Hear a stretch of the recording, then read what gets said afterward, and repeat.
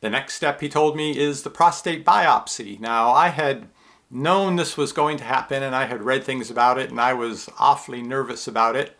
But the doctor was understanding of that. He said, this is just something we've got to do. And I said, yes, I understand that.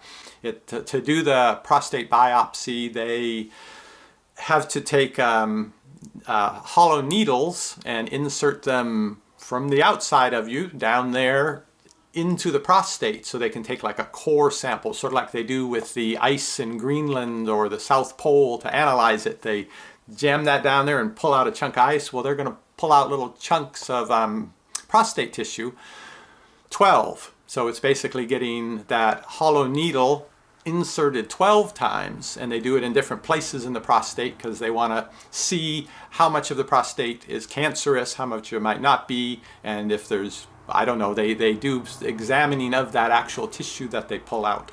Now, I guess from the look, maybe horror on my face, the doctor said, now, if this is going to be a deal breaker for you, we can do it under anesthesia. We'll have to go to a surgical center, so we'll have an anesthesiologist, and they'll put you under. We'll do the procedure, and you wake up. And the insurance may or may not pay for this, but we can do it right here in the office. It's a simple procedure. I've had mine done, he told me. He said, we'll give you a relaxant, and it's over real quick. And so I really wanted to take the option with the being put out to do it, but I thought most people don't do this. It becomes a macho thing. Well, if the other guys can have it done, I think I should be able to have it done too. So I decided that I'd go ahead and have it done in the office there, just with a little relaxant that they would give me in advance. And hey, the doctor had his done there too. So if he could do it, I could do it. So from what I had read about it on the internet, I was so nervous. Even though I've had a biopsy before, when I was 30, I had a thyroid growth. I was traveling around the world at the time. I was in Australia, and they needed to do a needle biopsy. They didn't even give me any relaxing stuff or any anesthetic. It was, I remember it very clearly. I remember the guy coming at me with the needle and going right into the thyroid. That was unpleasant. But it wasn't terrible, maybe because I hadn't gone on the internet and read about the procedure in advance. So it was another week or 10-day wait to have the biopsy done. I'm thinking, geez, I pretty much knew how many weeks, we're going on 5 weeks ago. I saw the PSA test results. I was pretty sure I probably had cancer. And yet here we are just testing. Well, presumably the cancer is continuing to grow. Shouldn't we be doing something for me? But this is the procedure you have to go through. So as the day got closer for the prostate biopsy, I was pinning all my hopes on the mild sedation that was going to get me through this, plus the fact that, come on, all these other guys have this done. I have to be able to do it too. So went in early in the morning. I had read, because I'm still reading more stuff on the internet, working myself up about this, that they have you go in early when you're having that kind of sedation so that it has some chance to take effect. In my case, it was going to be a Xanax, I think, in pill form. I'd never had that before. And I went extra early for my appointment to make sure they had time to give it to me and it had time to take effect before the procedure. But then I'm just sitting in the waiting room. This is COVID times, of course. Everybody's spaced out, and there you're dealing with a million other things and taking people's temperature and asking all the COVID questions. And I thought they had forgotten about me. And it's getting closer to my procedure time. But it turned out in the procedure time, they factor in giving you that and giving it some time to take effect. But I was, oh my gosh, they didn't leave enough time to give me the Xanax and have it take effect. But they brought it out to me, took that. Then it was into a little side room for an antibiotic shot, because they're going to be basically poking right next to your rectum into organs of your body. There's certainly a chance for infection, so they give you antibiotics by shot in advance, so you already have those circulating in your system in case something unpleasant gets introduced into your bloodstream. So that was a fairly big shot in the butt, and then down to a changing room to put on the paper gown, and then down to the procedure room. And there was like a whole group of people. I was expecting it was just going to be my urologist there, but it was like a team of people in there. They had me lie down on the table on my side and adjusted me this way and that.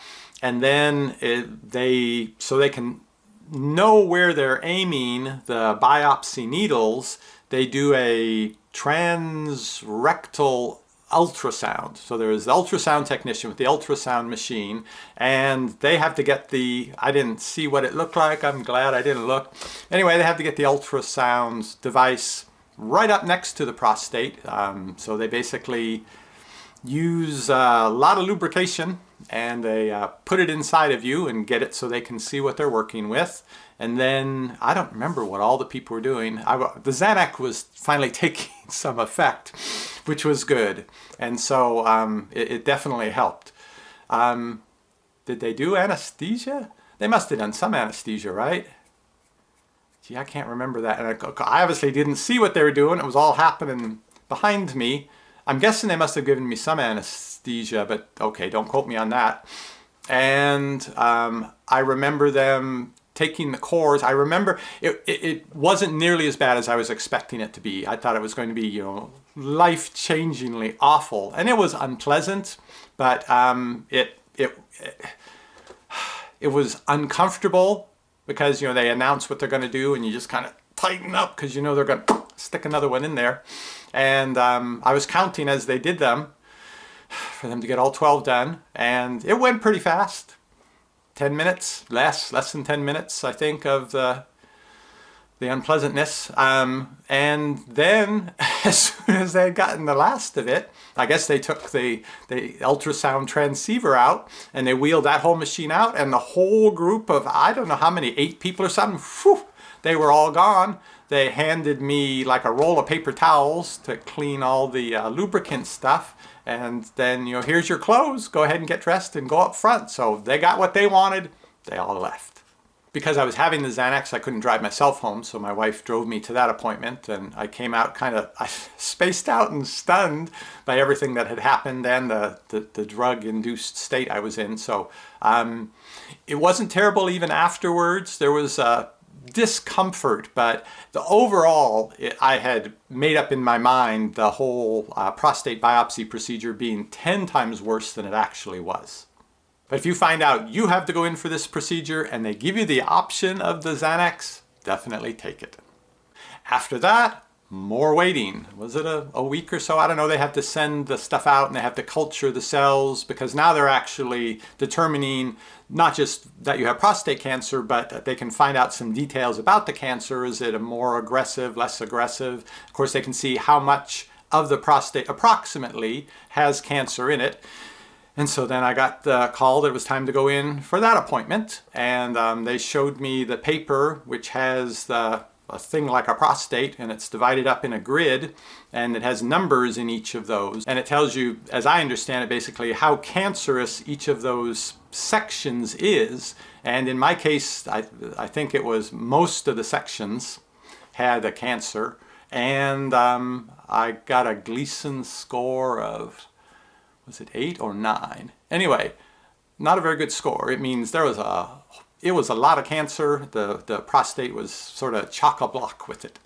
My urologist didn't tell me directly what stage cancer I had. I didn't think to ask. Turns out it actually did say on the form, but I didn't really see how I was reading it. And in any case, my urologist said, well, so now we've determined this, so I'm going to hand your care over to another doctor, because I pretty much just do the diagnostic stuff. When it comes to treatment, another doctor in our practice will be helping you, which I kind of sort of felt abandoned at that point, because we'd been through so much together, and here he is going to hand me off to someone I'd never met before.